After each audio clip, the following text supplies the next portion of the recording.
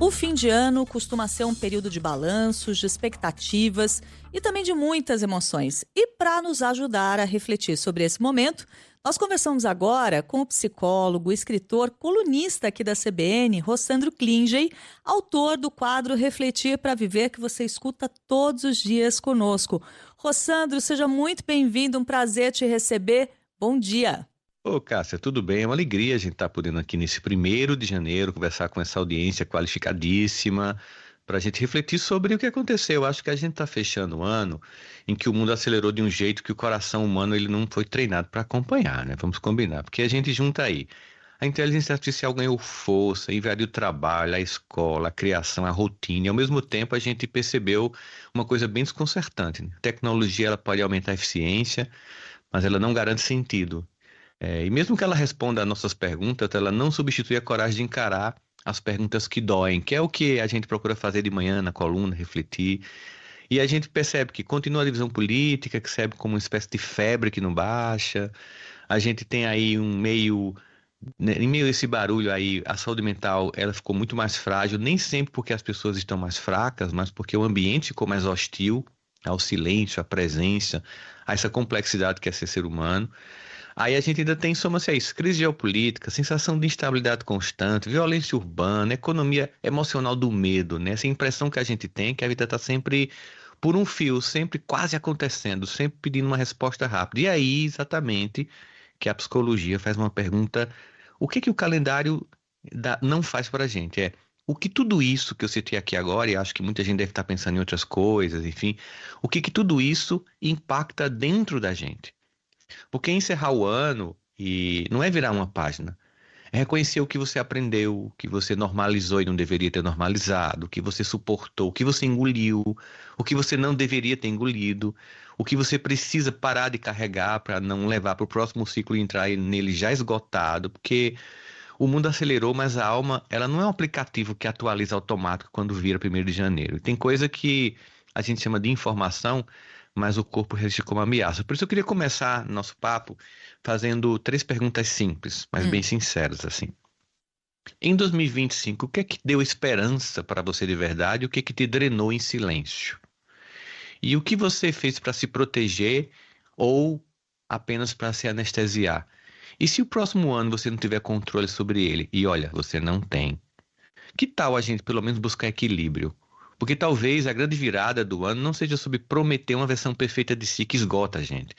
Talvez seja recuperar o básico, lucidez, vínculos, uma paz possível. E olha, isso é quase ato de resistência hoje em dia, né, Cássia? Sem dúvida. Nossa, Rostana, eu me identifiquei com muitos pontos que você abordou. E um deles é essa questão da gente ter essa sensação nessa época do ano de que o tempo passou rápido demais. Do ponto de vista emocional, por que que a gente sente tanta necessidade de fazer balanços quando um ano se encerra, quando o outro está começando? Existe uma pressão social para isso, muito simbólica, né? A gente faz isso num fim de semana, num fim de mês, no aniversário a gente costuma fazer isso. A gente faz isso quando vai a um velório, por exemplo. O fim do ano ele tem todos esses simbolismos, né? É a morte de um ano, o nascimento de um outro, é a ilusão da morte de um ciclo para o nascimento de outro. Embora o calendário não vá fazer essa mudança, a gente cria essa perspectiva. Todo mundo está fazendo isso. A gente recebe agendas, né, a gente, de presente, calendários. A gente compra coisas que remetem a tentar fazer uma reflexão. E às vezes o que esgota a gente é que a gente acha que uma reflexão feita de um ano inteiro, num único dia, resolve quando a vida pede para a gente fazer reflexões o tempo inteiro. A grande questão é que a gente não é treinado, ou a sociedade não cria estímulos para que a gente possa refletir. Qual é o estímulo que tem para a gente parar, pensar, refletir? Na sociedade da economia da atenção, a gente está tão drenado, tão externalizado para o mundo e as demandas do mundo, o próximo vídeo viral, a próxima discussão inútil, como das Havaianas, enfim, que a gente termina não tendo espaço para pensar sobre nós e como isso está nos impactando. Então, mesmo que as pessoas estejam disponíveis para essa reflexão, elas não fazem essa reflexão de forma madura e voltando para o personagem central, que é a sua própria interioridade. Porque isso se reflete sobre o que o mundo está demandando para você, é muito mais uma reflexão pautada por que o mundo quer que você pense ou reflita, do que sobre o que você necessita para mudar a própria vida. Eu acho que uma coisa que falta também, eu tento aplicar na minha vida e às vezes tenho dificuldade, eu acho que pode ser uma recomendação para todo mundo e que você nos convida a fazer diariamente no Refletir para Viver aqui no Jornal da CBN, é uma certa autogentileza, né? É se tratar com mais carinho, com menos cobrança, né? Você sabe que o Byung-Chul Han, que é um filósofo sul-coreano, tem um dos livros dele, chama-se A Sociedade do Cansaço, e a tese central dele é que nós saímos do que antigamente era uma sociedade que te vigiava, que era uma tese do Michel Foucault, né? Vigiar para punir. A sociedade vigiava você, te punia. E a gente incutiu esse algoz dentro de nós. Nós somos feitores de nós mesmos, escravos de nós mesmos. E isso gera essa falta de gentileza. Mas se o mundo está tão hostil lá fora e você não é gentil consigo, quem é que vai ser? Onde é que você vai buscar recursos? Se você não entender que o calendário não muda a tua vida, mas a forma como você se trata muda a forma como você se organiza para um outro ano, você vai perceber que uma das coisas é a gentileza, que está no capítulo do que a psicologia chama de autocompaixão, né? Que muita gente acha que é uma forma de, ah, não, eu vou me tratar bem e não vou me cobrar. Não se trata disso. É você se cobrar sem se destruir. Eu posso chegar ao final do ano, por exemplo, e perceber que a minha lista requentada de vários anos que eu fiz em 2024 não bati em 2025.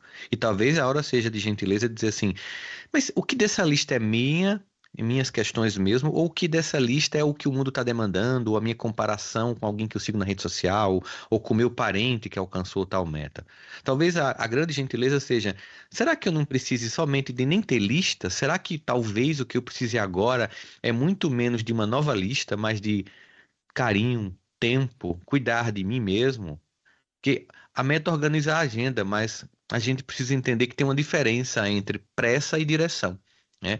Se eu me trato com mais gentileza, eu consigo ter uma relação muito mais satisfatória comigo e assim ter energia para suportar o tempo que a gente está. Esse espírito do tempo, que é um conceito filosófico alemão, esse Zeitgeist, ele está muito adoecido. E até é muito natural que a gente, às vezes, adoeça com o espírito do tempo.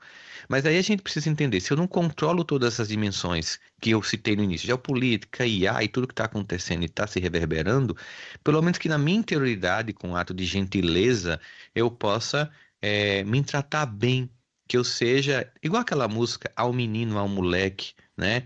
Que toda vez que o adulto balança, ele vem para me dar a mão, bola de meia, bola de gude, a música. Que você seja pelo menos esse moleque, essa moleca dentro de você que se acolhe, não a pessoa que empurra o pé quando você já caiu. Ô Sandro, agora há pouco você citou o autor do Sociedade do Cansaço, e esse tema do cansaço é muito importante nessa época do ano, né? Porque a impressão que eu tenho é que está todo mundo exausto. A gente não sabe mais descansar. Como descansar? E a gente desaprendeu. Porque descansar exige, por exemplo, uma coisa que a gente hoje não consegue fazer, que é desconectar. Você não consegue descansar, a gente às vezes muda digamos assim, de esforço. Ah, não, eu não estou trabalhando, mas eu estou olhando a internet, eu estou lendo um livro, eu estou vendo uma série. E isso também é um esforço cognitivo. Às vezes é preciso só de silêncio para decantar o dia, sabe? Às vezes só uma xícara de café na varanda, olhando pro horizonte, só para poder silenciar e calar. Hoje, isso para muitas pessoas é um desafio. Porque o que que acontece? Eu estava conversando com uma pessoa recentemente e ela falou assim: Sandro, quando você fala sobre se calar e silenciar, me dá uma angústia, porque toda vez que eu calo, vem um monte de pensamento. Eu disse, claro. Como você tem se negado a refletir sobre a sua vida, quando você silencia, esses pensamentos eles pulam, mas eles pulam para pedir conversa com você, diálogo, sentido, né? Não é para que você tenha medo de você mesmo, nem é para olhar, e aí a gentileza entra nesse capítulo mais uma vez com muita importância, Cássia. Quando esses pensamentos vêm, às vezes é uma cobrança, olha, você não visitou terminou o ano, você não visitou sua avó de novo, sabe aquelas coisas que a gente tem sempre, né? Olhar e dizer assim, poxa, gente, eu tô tentando dar conta da vida, não tá sendo fácil, né? Sim, eu quero me comprometer a visitar alguém que eu amo, mas se eu me tornar um algoz de mim mesmo, eu vou ficar nesse processo de cansaço. Então, preciso aprender a silenciar. E como tudo na vida, a capacidade de silenciar é como um músculo que eu tenho que construir. Às vezes eu não consigo 10 minutos no primeiro dia. Você vai começando devagar, você vai começando a não ficar olhando o seu celular antes de dormir, não apegar nele assim que acorda, ter momentos de desconexão do mundo para se reconectar a si, para construir recursos de enfrentamento do mundo. Rossandro, você medita? Esse é um dos meus sonhos. Eu confesso. Meditar, eu tenho déficit de atenção e hiperatividade, o que torna a meditação para alguém assim um pouco mais complexo. Mas eu me desconecto. Então, às vezes as pessoas dizem também isso é uma forma de meditar. Você pode, por Uhum, exemplo, ficar olhando para um ponto fixo. Eu lembro que uma vez, eu gosto muito da imagem do fogo, né? uhum. Eu coloquei a imagem de lareira com aquela crepitação do fogo. E fiquei ali na TV olhando aquela lareira, crepitando, aquele, sabe, só aquele barulho ali. E para mim funciona. Às vezes é a imagem de uma vela, né? Às vezes é olhar aqui na varanda do apartamento e ficar olhando o horizonte, o pôr do sol, por exemplo.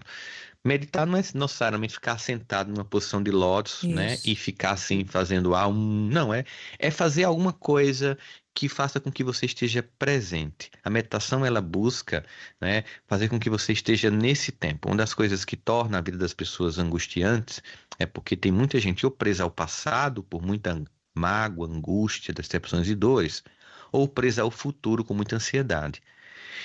E a vida, ela só se realiza agora. Eu só amo agora, eu só perdoo agora, eu só vivo agora. Só que a gente vive muito preso a esses tempos externos ou essa demanda tecnológica. E é preciso esse processo de acalmar, silenciar, decantar a vida, né? Selecionar o que fica, o que deve ir embora a cada dia, não só no final do ano, né? E aí, muitas formas de meditar, aí você pode fazer prece, orar, rezar, fazer o terço, cada um tem os seus recursos. A pergunta que você deve se fazer é: quando eu estou muito mal mesmo, que recursos eu utilizo que funcionam? Às vezes, você pode estar num momento da vida em que os recursos que você sempre utilizou não está dando resposta. É nessa hora que você busca apoio, ajuda, conversa com as pessoas, mas não fica lá preso naquele lugar sem sentido. Muito interessante isso que você disse, porque o que você contou para a gente na prática é que, embora você não faça a meditação clássica ou convencional, como as pessoas queiram chamar, você tem sim posturas meditativas na sua vida. E eu acho que Sim. é isso, cada um vai achar a sua, né? O que que é para você Uhum. esse momento de presença? Que não precisa ser sentado ali em posição de meditação, tentando estar ali naquele momento presente, mas você pode estar vivendo seu momento presente também de outras formas. E saiba você que você me ajuda a fazer isso todos os dias. Estava contando aqui para o Rossandro, fora do ar, um pouco antes da gente começar a gravar essa conversa, que todos os dias eu tenho o meu momento meditativo e tomo o meu cafezinho enquanto eu escuto no jornal da CBN que eu estou apresentando com o Milton Jung, o Refletir para Viver com o Rossandro Klinger. A gente solta a coluna, eu escuto com atenção, presente 100% naquele momento, tomando meu cafezinho. Então, Rossandro, muito obrigada por ter trazido para o meu ano de 2025 esse momento de presença tão importante que eu sei que você levou também para os nossos ouvintes. Obrigadíssima e que Ah, o seu 2026 seja incrível. eu agradeço, cara. Vai ser uma alegria. Acho que a gente que.